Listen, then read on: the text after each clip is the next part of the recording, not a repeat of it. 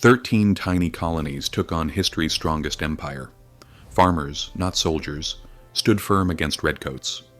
Victory came slow through cold winters and long fights. Ordinary people refused to back down.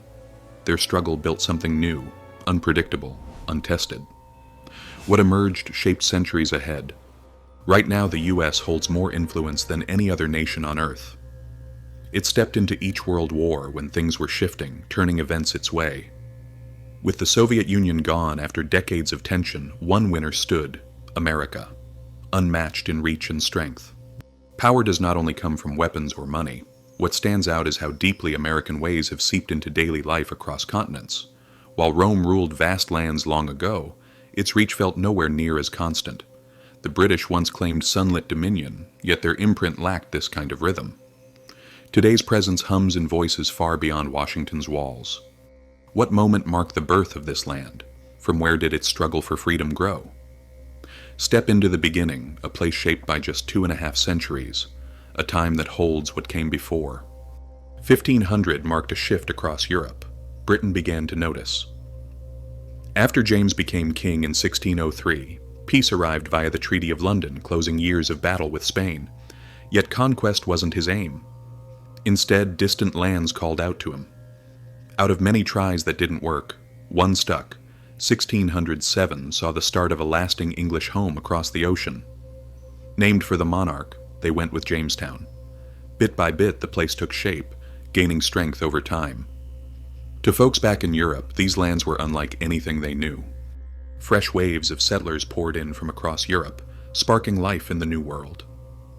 Not merely a place of chance, it drew those left wanting by old homelands.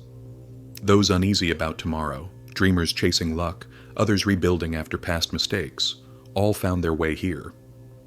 One surge followed another, reshaping Jamestown slowly. 13 distinct colonies emerged where once there was little. Far from Europe's battles, life took root quietly across wide open spaces. Safety gave room for towns to grow without looking over their shoulders. Rules made by the people kept things moving forward, day after day. Voices that once whispered grew loud enough to cross oceans. By 1754, leaders gathered in Albany, speaking as one. 50 years after the first colonies took root, something shifted. In 1774, delegates gathered under what became known as the Continental Congress.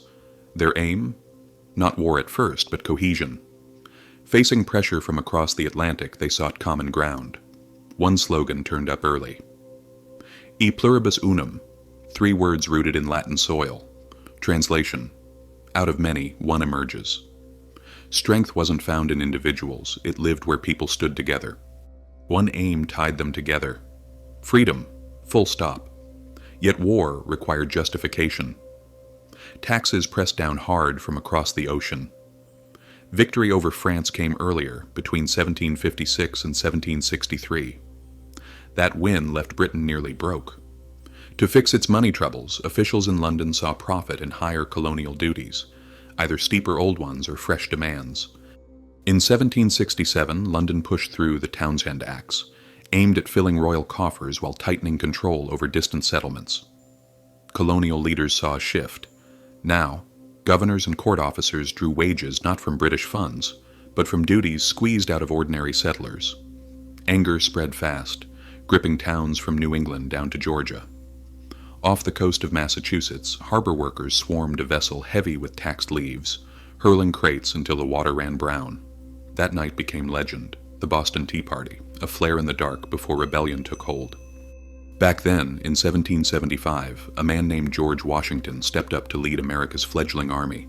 He wasn't alone. 35,000 soldiers stood behind him, ready for war. Still, when the fighting started, victories were rare. Most of his men had never seen battle before. Years passed with clashes that changed almost nothing. So the colonies looked across the ocean, hoping allies would answer their call. Help? It arrived, but slowly. A cry echoed across the land when no aid arrived. So the colonies stood firm, penning a bold statement on July 4th, 1776, known ever after as the Declaration of Independence. That day marks America's break from rule afar, honored each year without fail. Fighting dragged on while Britain sent peace offers to America. Each one got turned down flat. Following July 4th, General Howe's troops attacked Long Island. By August 27th, Washington had lost the battle. Moving north didn't help. Manhattan slipped into British hands. Fight 1 ended badly, yet everything still hung in balance. Not a single colony lowered its flag. That winter, British forces under Lord Cornwallis moved against Fort Lee, Washington's base at the time. Driven back, Washington crossed the Delaware River into Pennsylvania.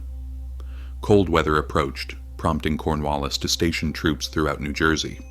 What came next never entered his mind. His confidence blinded him to the strength on the other side. Late on December 25th, during Christmas celebrations by British soldiers, Washington moved across the frozen Delaware River under cover of darkness. A sudden assault struck the enemy base in Trenton before anyone could react. Cornwallis fled just moments ahead of capture, shaken but alive. That win wasn't the end. Next came a bold advance toward Princeton. There, another force fell apart beneath coordinated strikes. Hope returned to rebel ranks after those wins. The message spread fast. Even powerful empires can stumble. Yet the British had no plans to retreat. Command shifted when Admiral Richard Howe stepped in. He reached the Chesapeake, then clashed with Washington's troops. Brandywine became the name of that fight, set on September 11th. Not long after, Philadelphia fell under British control. That city served as America's center of government back then. Their edge looked undeniable. Winter found Washington pulling back to Valley Forge. Small wins had come, yet it was clear. His troops could not overcome British strength. A fix was necessary. The commander reached out to Baron von Steuben, a well-known Prussian officer, asking him to shape the soldiers into something sharper. Speed mattered. Von Steuben showed up fast. Drills began at once, tough ones, covering arms handling and battlefield moves. Discipline returned before anyone expected. From nearly nothing, the American force took on real form. Fight after fight showed the changes were working. By 1778, Washington had won multiple clashes against British troops. Victory felt closer, yet he understood European backing was still crucial. Since 1775, France had quietly sent gunpowder and arms, then stepped forward openly in 1778. Spain took up the cause 1 year later. Another step came when the Dutch got involved by 1780.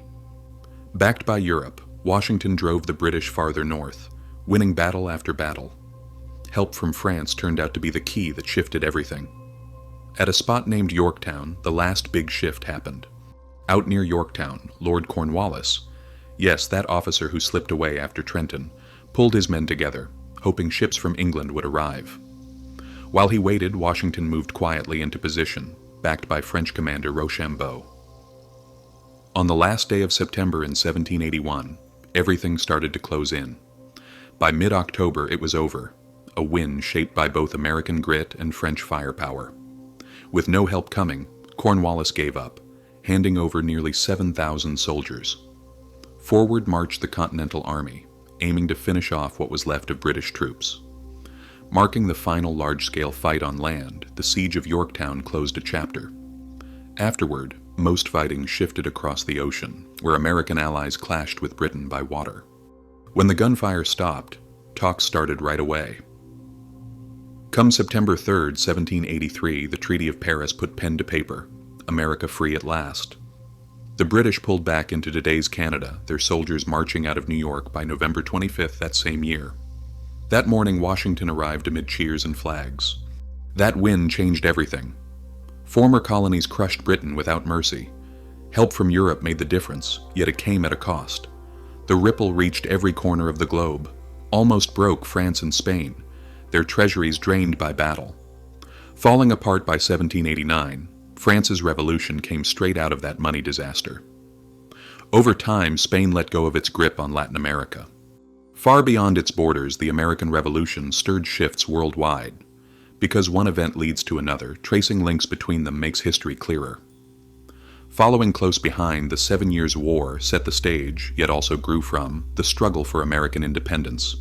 Few names stand out like John Adams, Benjamin Franklin, Alexander Hamilton, Thomas Jefferson, James Madison, and naturally George Washington, central faces in a storm that reshaped a nation. One after another, they stepped into moments where words became weapons, shaping freedom through bold choices. From crafting the Declaration of Independence to sitting across from British envoys during tense talks, their actions carried weight. Words on paper turned into real change when the Treaty of Paris was signed, marking an end and a beginning at once. The year 1788 brought forth a blueprint, not carved in stone but written with intent, the Constitution taking form under careful thought. Each decision layered upon the last, building something untested, a government unlike any before it. A long while later, the U.S. faced a brutal civil conflict, stretched its reach west across open lands, yet slowly climbed toward worldwide influence.